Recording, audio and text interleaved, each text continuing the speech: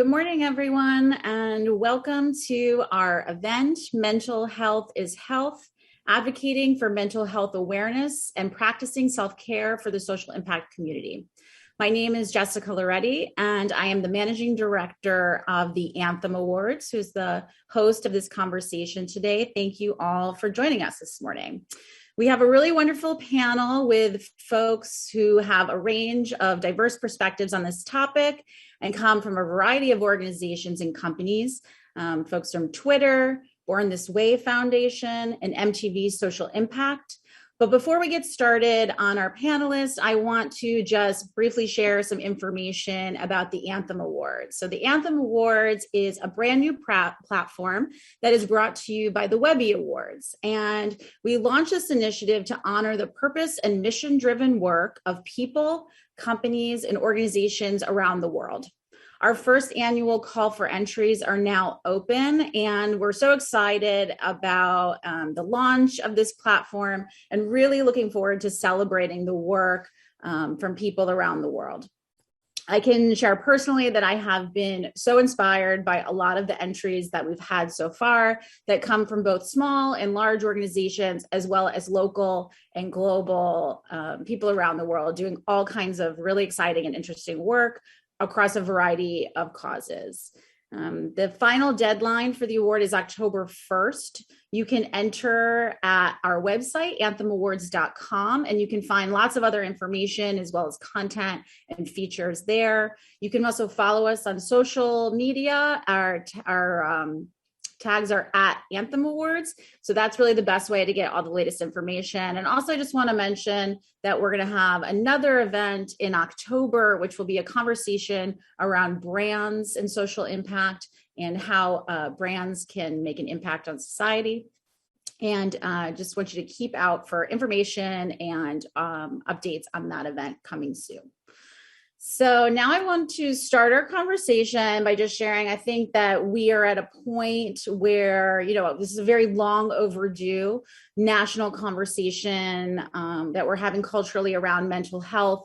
We see this in lots of different parts of society, everything obviously from COVID-19 isolation. We see a lot of things happening in sports, Naomi Osaka or Simone Biles, for example. And I just think it's a really great time to bring folks together from a lot of different parts of this issue to really talk about things. So want to kick things over to our panel, who we're so excited to have today. So I'm just going to have everyone start by introducing themselves, if they'd like to share their preferred pronouns, and then also the work of your company or organization, and just let us know a little bit about yourself. So Chloe, you want to start things off for us? I would love to. So first off, thank you, Jessica, Emma, and the rest of the Anthem Awards team for having me. It is an honor to be a part of this conversation. My name is Chloe Barnes, preferred pronoun she, her. I am the lead for curation standards with a focus on representation and inclusion at Twitter. So what that means is I get to work with our global team at Twitter, our global curation team, which covers 16 markets and over 5 languages. And I make sure that they have the policies, trainings, and best practices that they need to make sure that any content that you see on our platform, so trends, moments, essentially anything that you see on your Explore page, is accurately representative of all of the diverse communities on our platform. Before joining Twitter, it's important for me to know I also was a former athlete, not quite Simone Biles or Naomi Osaka, but I played basketball in college and actually was in player development post-business school, where I worked a lot with athletes on how they can advocate for themselves as it relates to mental health and prepare for life post-sport once they're done competing. Ended up doing that work through starting my own business, and then eventually transitioned into the tech space, which is where I am now, when I got to start working on a lot of D&I practices and thinking about how we're showing up for our employees and advocating for mental health while they're both in the workplace and also outside of it as well. And obviously all that work, like a lot of other panelists, has definitely kicked up since COVID-19 and everything that we've been experiencing throughout the pandemic. So I'm really excited to be here and look forward to the conversation. Great, thanks. Noopur? Yes, hi. Thank you, Jessica and the Anthem team, for having us today and for hosting this really important conversation. It could not be more timely. and critical. I am with MTV, the social impact team in particular, and sit across brands like MTV, Comedy Central, VH1, and several others. I've been with the organization for 14 years now, and over that entire period, mental health has been one of my core issue areas that I focused on. And what we do as a team in social impact is really figure out how we can leverage what we call our media superpowers for good. So finding ways to use our platforms and our creative assets to reach our audience on critical issues that are important to them and help empower them with resources and different ways to activate. And of course, mental health, while we've been working on it for so many years now, it's really taken on, I think, a new and a very important place in our team's work, just given all of the factors you mentioned, Jessica, that are really exacerbating the mental health challenges that have been around for years and years, especially for young people, which is a really core focus for us. So I'm excited to share more about what we have been up to and, hear from my fellow panelists today. Thank you. Thanks. And Mitu? Hi, y'all. My name is Mitu. My pronouns are she, her, and hers, and I am digital director for Born This Way Foundation. And Born This Way Foundation was founded by Lady Gaga and her mother, Cynthia Germanata, with the mission to make kindness cool, validate the emotions of young people everywhere, and eliminate the stigma surrounding mental health. So I am so excited to be here today to talk about mental health, to help continue to model conversations where we get to speak openly about mental health and hopefully help people make sure that they know that they are not alone, that they matter, that they are loved, and that support is always available. Awesome. Well, thank you all for being here. Really excited to get started.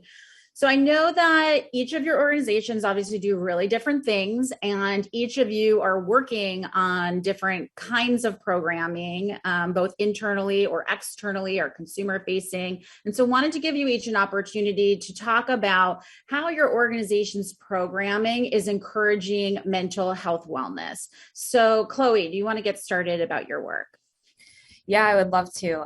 So I feel really fortunate to be able to work at a company that does so much on a regular basis to give people the opportunity, one, to have conversations around mental health, and two, to even be given this space to think about their mental health and wellness. So for us, from an internal perspective, we have quite a few different programs that are available on available all the time. And then we have specialty programs that happen, unfortunately, when specific events occur. So for us, we have monthly days of rest. So that's an opportunity for folks in the company to completely take off time and switch gears if needed.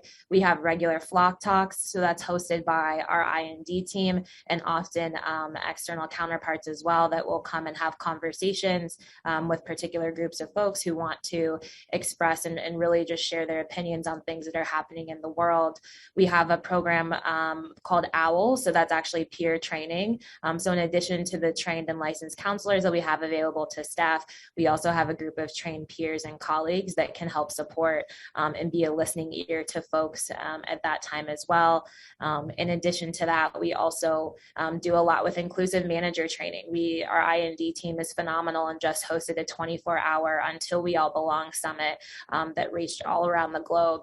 And we spent a lot of time yesterday talking about, as managers, how we can be more inclusive to the folks that work with us. And a lot of that conversation centered around mental health. How can you create a feeling of psychological safety with the people that you work with? How can you validate feelings? How can you refer to outside professionals if you need to?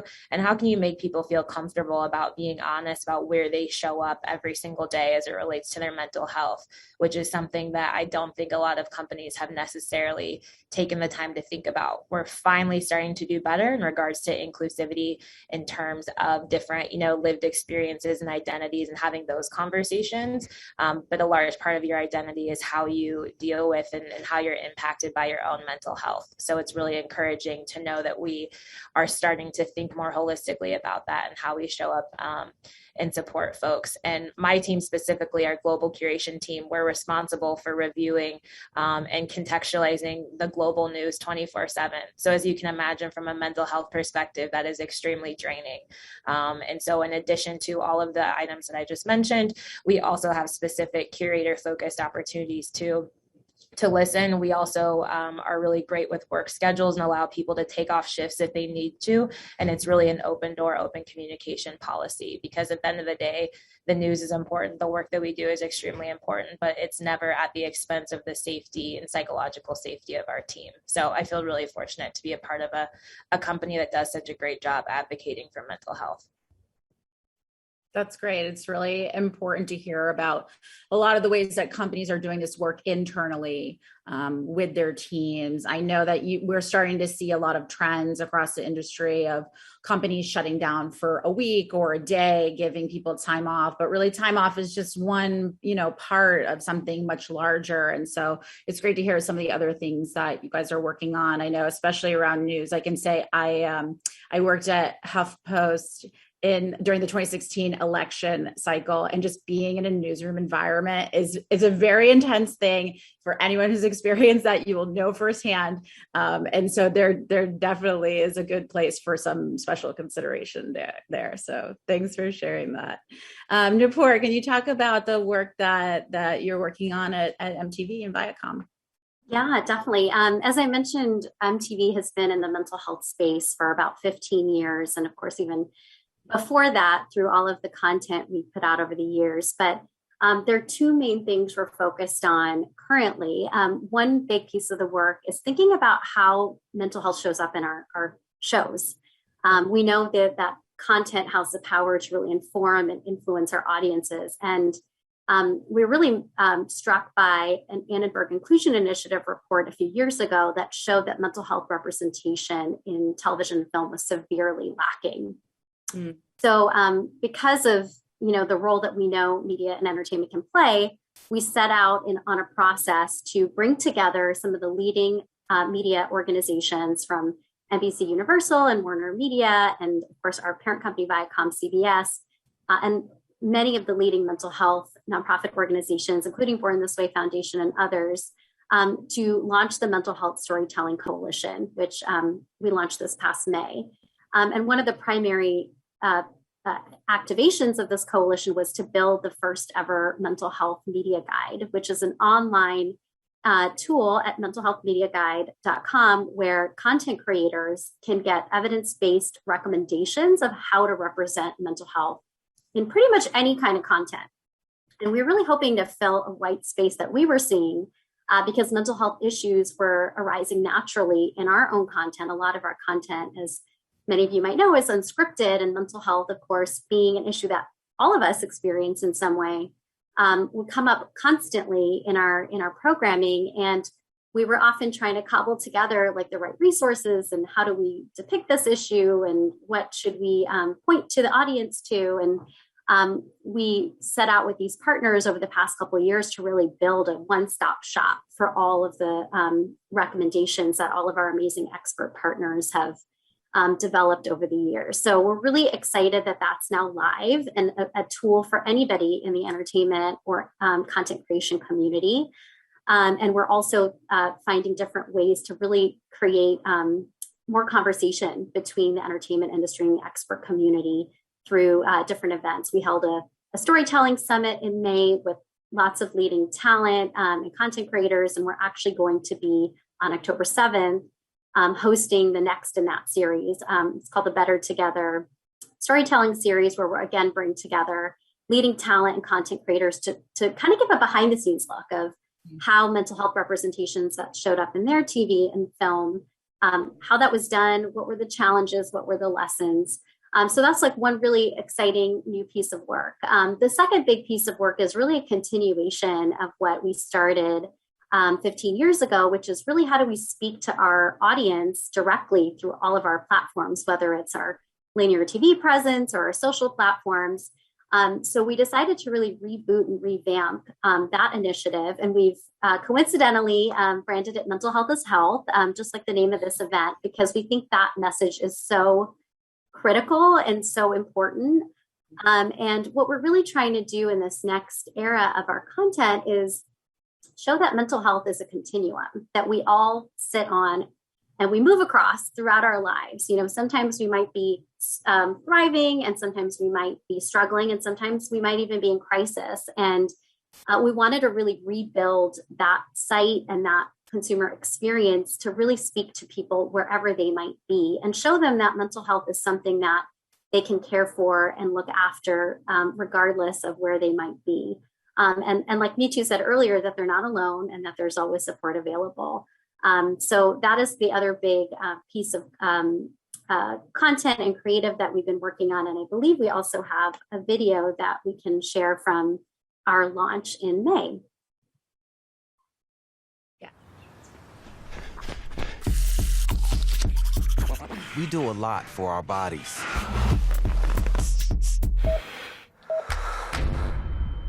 But are we doing enough for our minds? I joined a support group. I do yoga. I check in with my friends.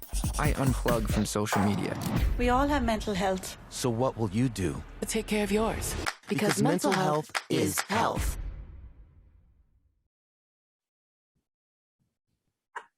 Yeah, so as you could see from that video, we really wanted to reinforce this message that we all have mental health, and there are things we can do to take that next step to support our mental health, no matter where we might be in our personal mental health journey. And we're going to be launching new content and new opportunities to activate over the next several years, because this is for us, really a long-term commitment and something we know is going to continue to be important to our viewers.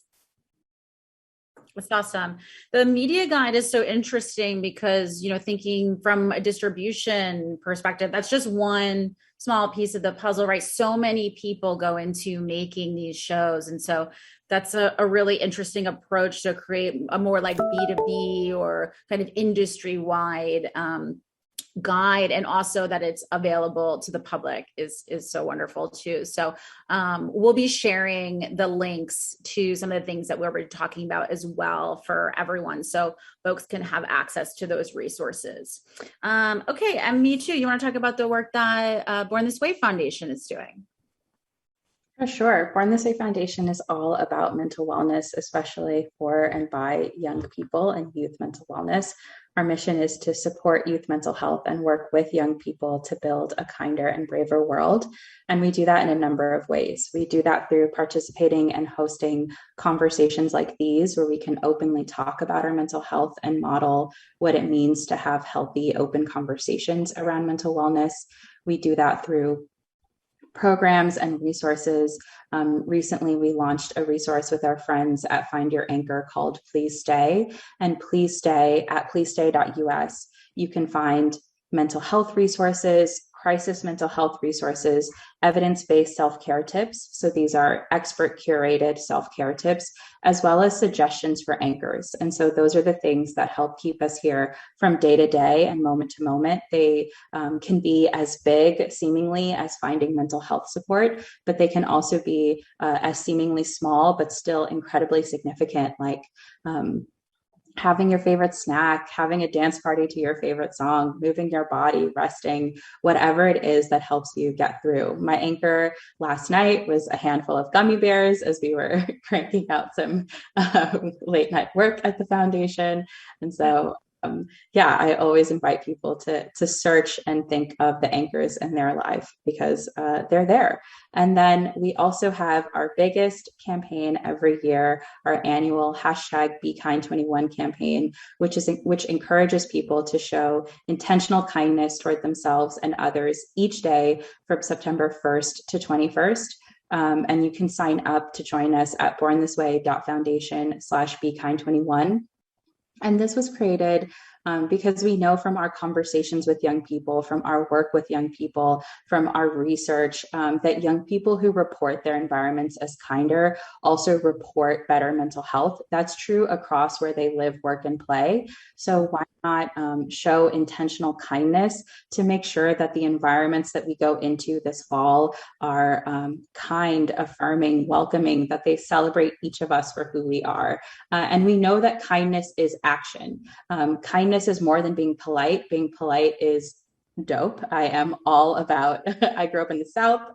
I'm all about being polite and kind to others, but also kindness is action. Kindness is caring for the environment. Kindness is advocacy. Kindness is registering to vote. Kindness is taking a screen break or intentionally resting when things become a bit overwhelming. Kindness is showing up for your own mental health, supporting others' mental health. The first year that we did Be Kind 21, a young person reached out to Maya, our executive director at Born This Way Foundation, and that person let Maya know that the kindest act that they could think of doing for 21 days was not harming themselves. And what a profound act of kindness to promise to show up for yourself and be gentle with yourself each day for 21 days. And we've kept in contact with this person since that first Be Kind 21 campaign, but that's actually one of my favorite parts of the campaign, scrolling through hashtag BeKind21 on social media and getting to learn and understand and expand my view of kindness every single day with the number of ways that people are showing up for themselves and others in this spirit of our total collective wellness.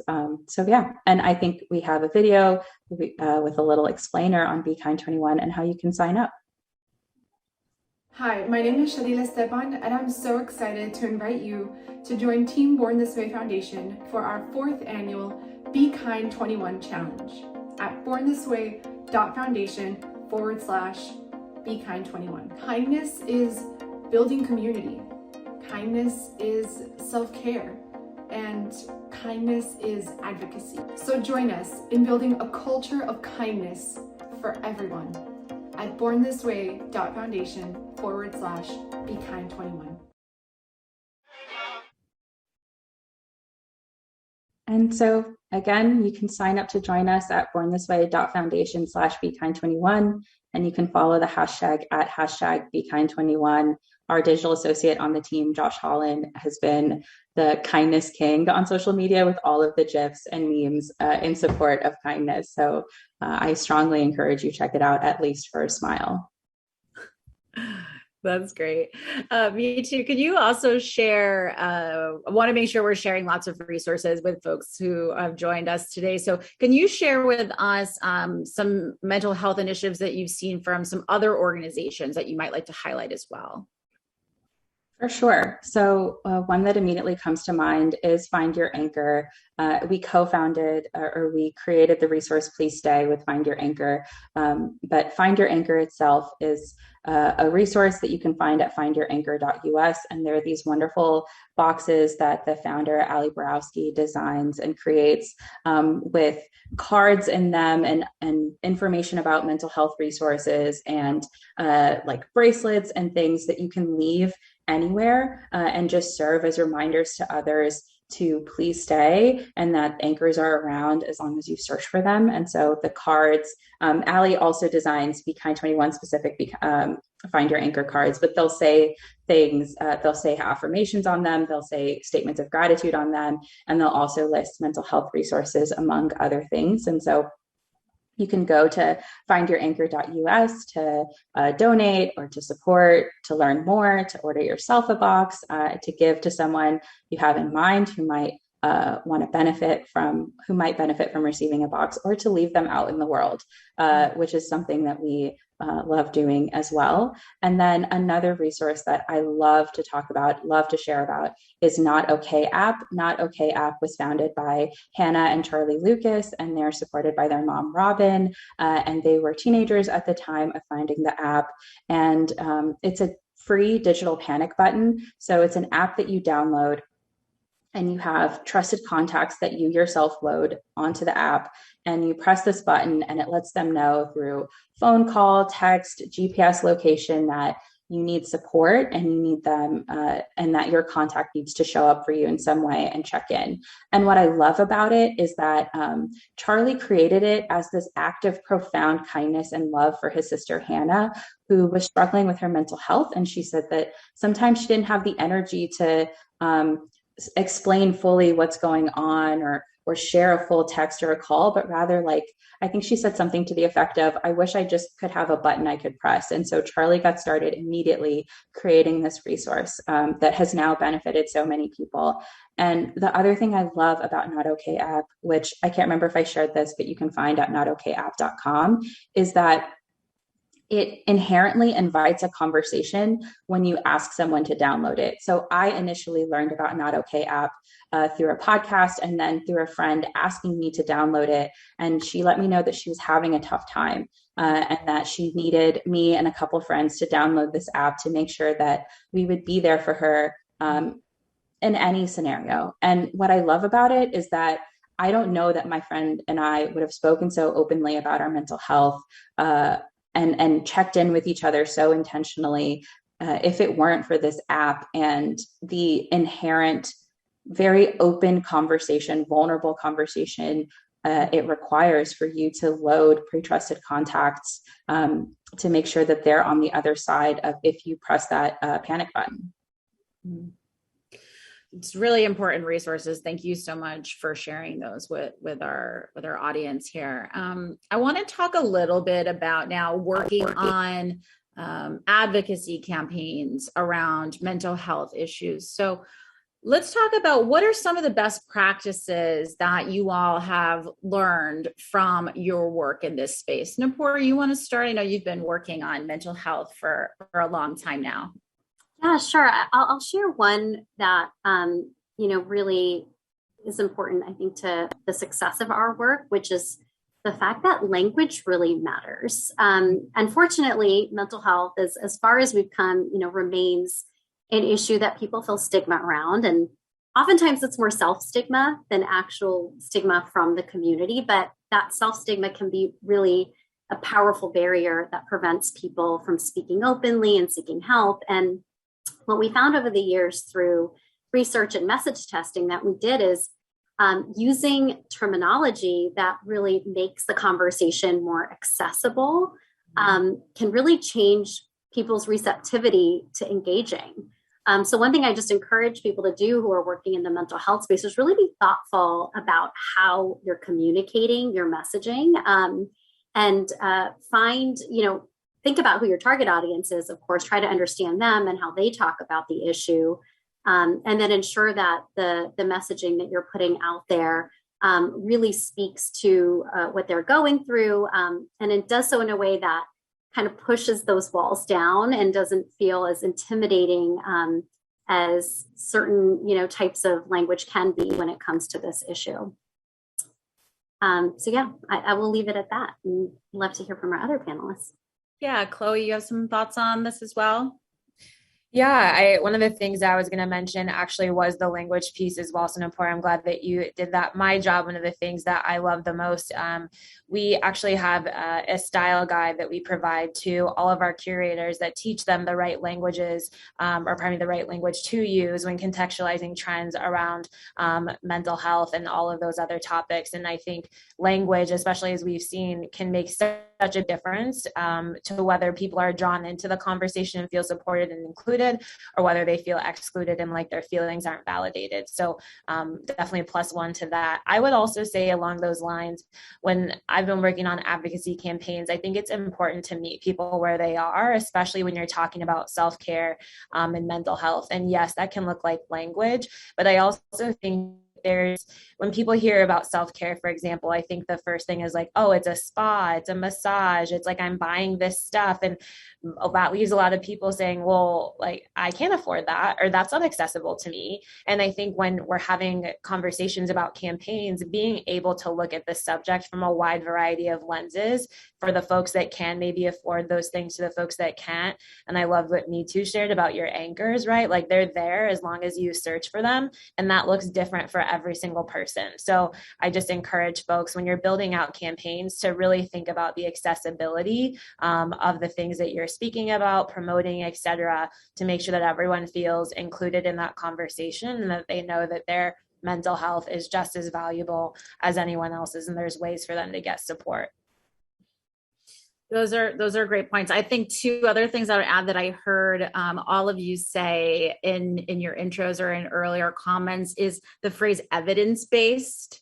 came up a lot. So I think that that's a really important place where these campaigns are coming from research and data, and they're grounded in evidence, and then also action. I think it's just giving people something to do and sort of pointing them in the right direction of kind of what can I do? Because sometimes that there feels like a disconnect where people feel like there is nothing they can do. So pointing people towards action, I think, is a great best practice as well, always when you're working on advocacy campaigns.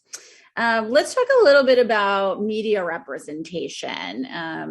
How can media representation of mental health really have an impact on this issue? Chloe, you want to talk about this from the social media perspective? Yeah, so it actually segues into what I was speaking about a few minutes ago. I have seen everything from like Talkspace and Michael Phelps, right? Being an athlete, and that campaign kind of sticks out to me. You've seen opportunities to where that makes things so much more accessible and tangible for folks, to where they feel like they can partake in a lot of those conversations. Even everything that Mitu is doing with the Born This Way Foundation, those things from a media perspective getting amplified are fantastic. I think what also on the reverse side of that is they do a disservice by not, I think, sometimes telling the other side of what media and amplification of those resources does. And what I mean by that is I had a colleague a few weeks ago actually come up and talk to me about they had seen a commercial for a particular app to be able to pursue therapy. And they had a really bad experience on that app. And they had said, if this is what the media is telling me is successful, it's being promoted by all these people and it doesn't work for me. So what else am I supposed to do? Are there any other resources? Maybe this mental health care isn't actually for me. And it's actually something I had never really thought about, but I'm like, how isolating that must feel if from a media perspective, a social media perspective, is everyone feels comfortable now supposedly talking about mental health, or everyone is, finding a new therapist and having these conversations, but I don't feel like that resource is for me, or this isn't working for me. And I think that's also an important part of things as well. There's not one way to advocate and promote, your own mental health. It just goes back to the point I made before. I think the media also has a responsibility to be able to tackle this issue from a wide variety of perspectives. And for some people, for their mental health, that actually may mean staying away from media and staying off of social media.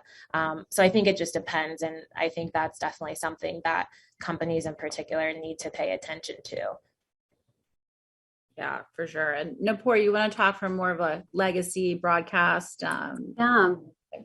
I mean, MTV's been around for 40 years now. It's this year's our 40th birthday. And I mean, it's really evident from all of the work we've done over the years that stories matter. People learn so much from stories. They find commonality in stories. They learn about how other people grapple with similar issues to them. And, they can really make a difference with how people not only perceive an issue, but the action they're willing to take on it. And mental health, of course, is no different than any other issue in that regard. So, it really was what led us to want to create this industry-facing initiative and launch the Mental Health Media Guide. And one story that really sticks out to me that really illustrates the potential impact we can have is a show that we air on VH1 a couple years ago had a storyline. It's called Black Ink Crew, where one of the cast members reveals he's dealing with suicidal ideation and really kind of at a breaking point. And this isn't something anybody on the show team kind of knew about or anticipated. But what was so incredible is that his castmates came together around him and were so incredibly supportive and understanding and like physically there for him, would not leave his side. It really demonstrated what, we would all hope to see in a situation of crisis where, peer support is really propping that person up and being there for them in their moment of need. And what we saw that night when that particular scene aired was that 20,000 people reached out for life-saving help that night. Wow. And then the conversation spilled over into social, where 5 million more people watched that video content, 200,000 people were engaging with it, and really posting about how seeing that example of especially a male supporting another male, like that's something that, we don't see enough of in mainstream entertainment, like really changed the way they thought about the issue. And following that show, we did a survey of our audience to really understand the impact it had. And we saw that nearly half of the people who saw it said it actually made them want to speak to a friend about mental health, which they may not have done otherwise had they not seen that scene. So there's so much potential that we have as an industry to use our stories to reflect what people are going through. I mean, this is real life. We all experience mental health, and our television and film should reflect that and do so in a positive way, where we can model what it looks like to practice self-care. And to Chloe's point earlier, self-care isn't just massages and spa days. Like, there's so many different things we could show a cast member or character doing to help you see, like, this is what self-care could look like for me, or this is how I could help somebody, or this is where I could go for help, or this is what it looks like to have an open conversation. For many people, a television show might be the only place they're seeing that if they live in a community or maybe in a family where this isn't talked about openly. So we really see it as a huge responsibility and also a huge opportunity to really change narrative. And to your point, Jessica, really encourage action, because there is always something you can do. And we want to make sure that we're making those connections for our viewers. Yeah, absolutely. That's awesome. I think sometimes we talk about mental health as if it's sort of its own siloed issue. But because we know that mental health is our health, it is such a part of our lives, I want to talk about how mental health really connects and intersects with other social justice issues. So Noopur, can you talk a little bit about that? Yeah, I mean, I could probably speak about this for a very long time. I'll try to keep it brief. I mean, I think one of the things that we are really interested in and focused on is the fact that there is a disproportionate effect on people's mental health who are grappling with other social injustice, whether it be racism or sexism or you name it. Like, so there's so many other ways in which people are being marginalized and oppressed. And, I think for a long time, the mental health impact of that injustice wasn't quite as front and center as it could be and is becoming today. And I think that's something that we're really interested in really unpacking.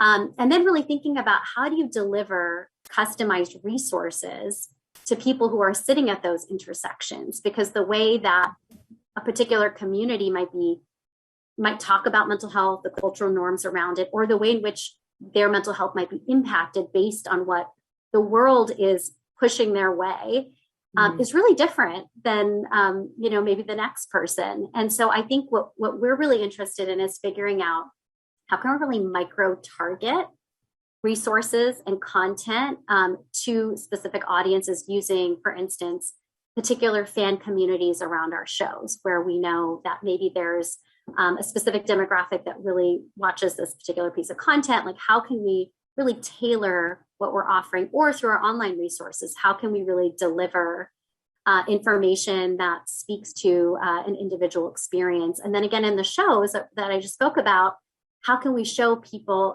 from different communities experiencing different types of mental health issues due to things like racial injustice? How can we show their mental health journeys? And so I think there's just so many ways. And then the other piece is the social injustice around access to mental health care. There's so many people who are left out of access to life-saving resources because the systems don't exist to really properly serve people who need it. And so there's a lot of potential opportunity around advocating for greater and expanded access to mental health care, no matter, what your income level or your background is. And so that's, I think, another really huge space that, feels like we're starting to make progress and it's getting more and more attention, but there's still a lot I think all of us can do in the mental health space to really push that narrative forward and start to hopefully see some greater access and broader change. Great. I want to talk a little bit now about mental health for folks who are working in an advocacy space.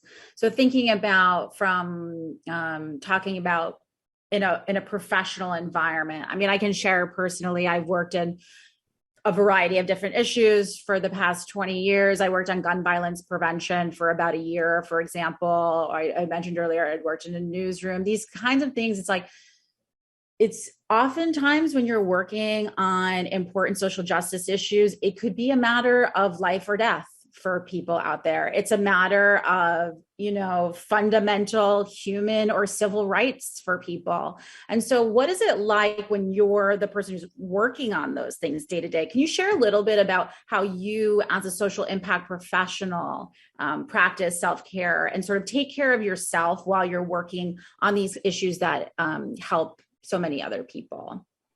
Chloe, you want to start with this one? Sure.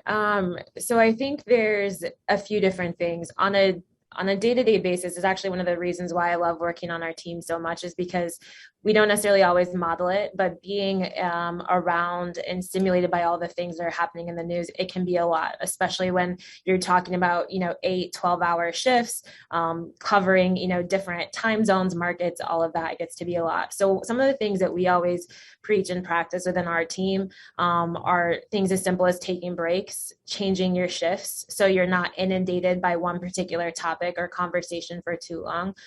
Also write things down, like and we give prompts to folks, like, what does this bring up for you? How can we support you? And actually asking those direct questions. And then also making sure that you change your stimuli. So like, is there something else? Like, what brings you joy? Is there a particular other piece of content that you can look at, or something else that you can work on for a while? So those are some of the things that we ask to keep top of mind. For me personally, as someone who usually listens and provides opportunities and spaces for people to vent and to process some of these traumatic things that are happening, I sometimes forget to do that for myself. So my biggest piece of self-care is really, and I just started practicing this, is really not taking for granted being around people that affirm and validate my feelings. And so what that means is, for me, finding people, for me, it's one of my best friends, Aisha. She's also a social impact professional. I can come to her and know that regardless of however I'm feeling, whatever's going on, that she has the tools and the skills to be able to validate my experience and to be able to provide me with a safe space to share. And then I think for folks that, and it's a practice skill. And I think what I'm also working on is being able to, before I go to her, for me, it's writing down like, and what can I do? Or like, how do I need you to show up for me? Is it just listening? Is it following up with me? At the end of the day, as someone that has a lot of good intentions, that's always one of the things that feels worse for me when I'm working with someone and I don't necessarily know how to help them or how to provide them with relief. So by me trying to practice that in my own life is giving people the opportunity to be able to show up for me and help me just like I do for other people. And that doesn't always necessarily come naturally. So taking the time to actually write that down at the beginning of the conversation is super helpful. And then also being intentional about surrounding myself with folks that provide me with a safe space and opportunity to be able to share my feelings and to be able to validate, like, yes, that was horrible. Yes, I can understand why you're feeling this way. Yes, that would make me really uncomfortable too. Like, I'm so sorry that happened to you. All of those questions and things are something that I really prioritize in regards to just taking care of me personally. I was writing down the word intentional, like as you said it, actually. So that's really great. Me too. Could you share some insights here as well? For sure. So one, Chloe, thank you so much for sharing. I think that a lot of us in this space, I think the personalities of the people on this call, it is always difficult to reach out for support. And often we are the ones who people turn to. And so thank you for sharing that. That's something that I am working on too. And that just really resonated with me. And I'm sure for anyone joining us. For Born This Way Foundation, care shows up in a number of ways. So for example, when the different like lockdowns and protocols started last spring, the foundation started doing daily 15-minute check-ins at 12 p.m. Eastern. And so For the people on the West Coast, it was right in the morning. For the people on the East Coast, it was right at lunchtime. And it was truly like a quick 15-minute check-in. Sometimes they were themed, like, everyone shares something that they're grateful for. People, if they want, can share how they're feeling. Sometimes there were like little dress up days or like come with a joke, anything that like helps you just like check in with your teammates and start these open and honest conversations, and to just ensure that everyone knows that we are all here for each other. And so we no longer do daily check-ins, but we still do one at the top of the week and one at the bottom of the week as sort of a check-in and check-out, if you will, just so that we are always there for each other. And we are also very big on days of rest as well. So we are in the midst of Be Kind 21. And next Thursday and Friday, once we've wrapped Be Kind 21, our team is going to be a little quiet on email and hopefully do some intentional resting. For me personally, one thing that I am trying to be better at with my self-care is not viewing it through the lens of helping me to be more productive, but rather viewing self-care as simply important for me to rest my mind and my body, or to care for my mind and my body. I'm recovering from being someone who often says, like, I will rest on Sunday so that I show up like even better for work on Monday. And that's not important. Like, we're all fine at our jobs, and it is okay to show up however we are able to show up. And so I am trying to be better about simply resting or caring for myself, because those things are important. I do that in a number of ways. I love to intentionally check in with my loved ones. I love to have alone time. I absolutely love television and books. If anyone has any recommendations across any genre, I'm always willing to listen and take them in. And I also love reading stories on Channel Kindness. That's Born This Way Foundation's storytelling platform, which you can find at channelkindness.org. And if you scroll through that, it's a platform dedicated to people finding and sharing stories of kindness. And so these ordinary acts of kindness that have the power to transform communities. And truly, it just makes me feel better after scrolling through and reading about how different people, especially young people, are showing up for themselves in their communities. Yeah, thank you for sharing. Thank you for sharing all of that, but really especially your note about productivity, because I think we as a culture have such an emphasis on hyper productivity, actually. And I think it's such an important shift in the way that we think that we're starting to see lots of conversation around, and I expect we'll see much more in the days and months and weeks to come. So thank you all so much on all your comments. We're getting lots of questions from the audience, and we're sort of at the end of our session here. So I'd like to get to a couple questions. The first question we have is, and I think it's kind of connected to some of the stuff that you were just saying, Mitu, but how can we promote the discovery, awareness, and celebration of personal anchors within our communities? So, we're talking a lot about how we can all be there for each other, and the emphasis on the person who, is perhaps suffering from some kind of situation. And can we talk about that, the community around people, and how we can promote and drive awareness towards those folks as well? Anyone have thoughts on that? I would say one resource that comes to mind for being there for your people, if I'm understanding your question correctly, is bethere.org. It is a resource founded by a Canadian mental health organization called jack.org, and it teaches you how to identify if someone in your life is struggling with their mental health, how to lean into the conversation with them, and how to connect them with support while maintaining your own mental wellness. And so for that community aspect of being each other's anchors and being there for each other, I would strongly recommend bethere.org. And they call it the 5 golden rules of how to engage with each other. That's great. Thank you. Here's another question. While mental health is more accepted, discussing mental illness like depression, anxiety, alcoholism is still taboo. Does anyone have thoughts on how we can change the conversation around these things? Well, I can just speak from our perspective as a media company. I think, as I said before, I think there's so much power in real stories. I think showing what it looks like to be somebody who struggles with addiction or depression and debunking a lot of the myths and stereotypes that exist, I think is a really powerful pathway to that. Because I think there's a lot of just, we're kind of bogged down by a lot of old school stereotypes and beliefs that, really aren't true. And they're rooted in misconceptions and falsehoods. And I think we have, especially in this age of social media where everybody's a creator, everybody can share their story. It's not just in, shows on MTV, but truly across all these platforms we have access to, we can start to break down the myths of what it looks like to be somebody who deals with mental illness. And hopefully, really show that it's something that can affect anyone. It's not a testament about who you are. It's just about what you're going through. So I think there's a lot of power in finding new ways to tell those stories. Mm-hmm. And I actually have something to add on to that as well. I think so much of the work that we do in Twitter, especially around contextualizing, does go back to Noopur's point earlier about language.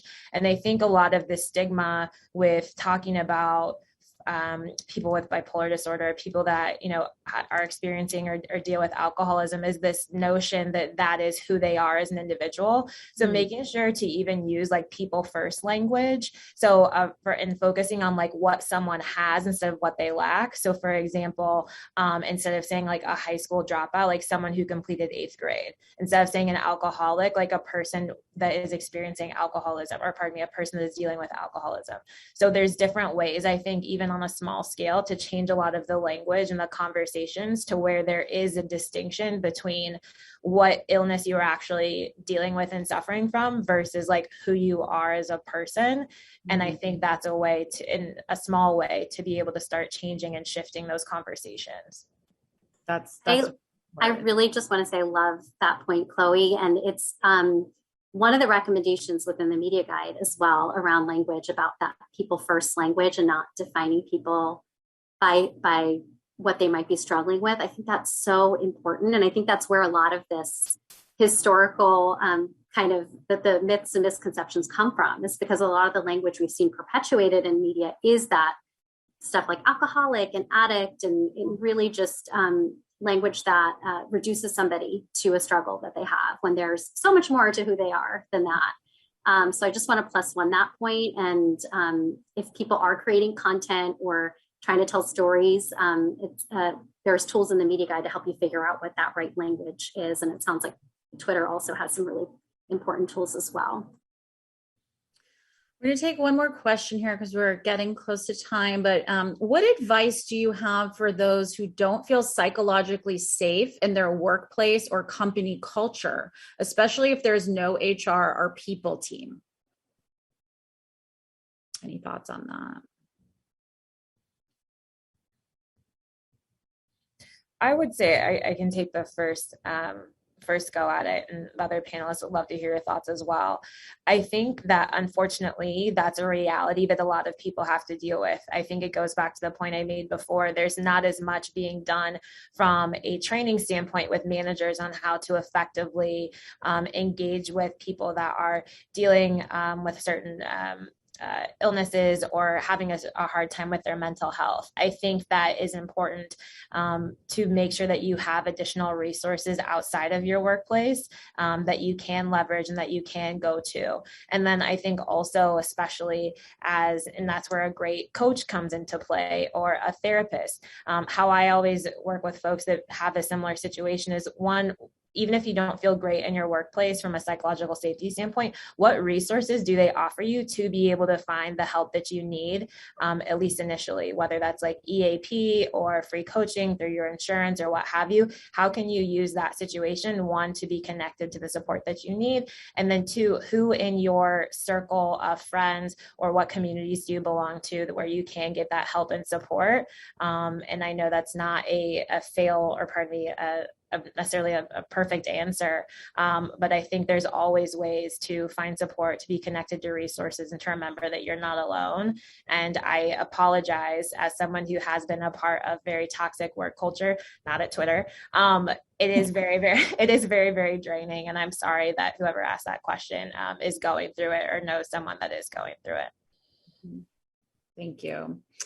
Someone has recommended On the Verge on Netflix. It's a new show featuring women dealing with life and mental health. So there you go. There's a recommend for you. And then I'd like to just end with one final comment, which I think really wraps up how I'm hoping most people feel, which is that they say very impressive examples of raising awareness on the value of mental health as health conversations within the workplace. I applaud your efforts. So thank you all so much for joining. Really appreciate this conversation and your open and honesty and to share. And just thank you for all of the work that you do every day. I know it's not easy out there. And so really appreciate that. And thanks everyone for joining the conversation today. We're going to be posting a recording of this session on our website and across our social medias. So you can check us out on anthemawards.com or at Anthem Awards on social. And thank you all again. Have a wonderful day.